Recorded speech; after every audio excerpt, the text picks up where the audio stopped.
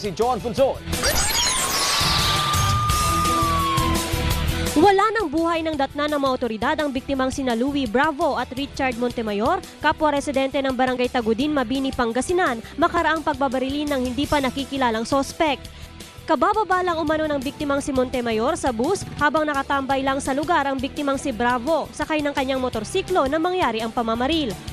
Base na rin sa investigasyon ng pulisya, nagkwentuhan pa umano ang mga biktima sa bahaging ito ng kalsada ng biglang pagbabarilin ng sospek. 30 putok ang pinakawalan ng sospek at base na rin sa point of entry ng mga bala, posible umano isang professional gunman ang sospek.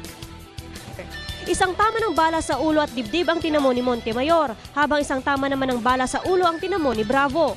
Nagawa pa umanong tangayin ng sospek ang motorsiklo ni Bravo, papalayo sa crime scene.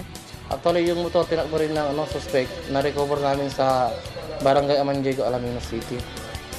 Na-recover sa pinangyarihan ng krimen ang 3 basyo ng bala mula sa kalibre 45 baril.